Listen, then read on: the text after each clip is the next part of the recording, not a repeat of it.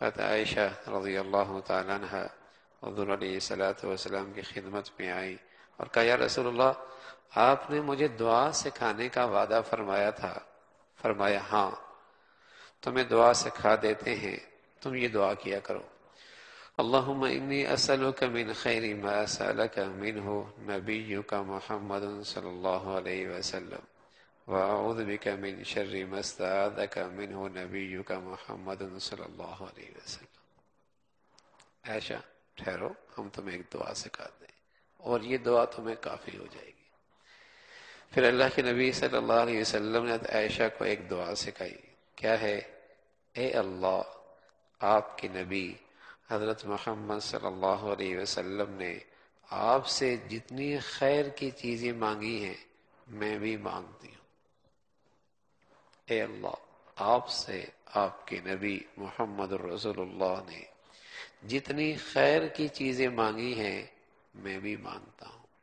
اور آپ کے نبی حضرت محمد صلی اللہ علیہ وسلم نے آپ سے جتنی چیزوں سے پناہ مانگی ہے میں بھی ان سے پناہ مانگتی ہوں.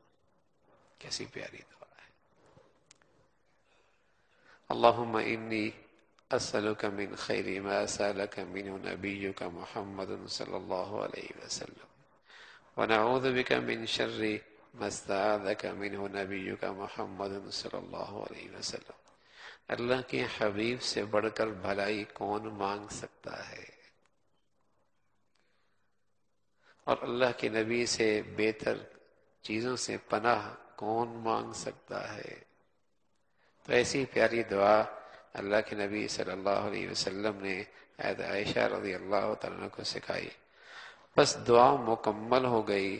گویا رسول اللہ صلی اللہ علیہ وسلم نے اپنی پوری زندگی میں جتنی دعائیں کی ہیں، آپ علیہ الصلوۃ والسلام نے اپنی زندگی میں جتنی دعائیں کی ہیں اور وہ پرچہ بنا کر دے دیا کہ میں نے جتنی دعائیں مانگی ہیں تم ان کلمات سے وہ ساری چیزیں مانگ سکتی کہ یہ مانگ لیا کرو. اللہ رب العزت بھائی ہمیں بھی اس پہ عمل کی توفیق نصیب فرما دے. ایسا بھی نہیں کہ وہ پرچہ چھپا کے رکھا ہو. میرا نبی بھی تو اپنی امت پر کتنا مہربان ہے، اس پرچے کو اپنی امت کے حوالے کر دیا.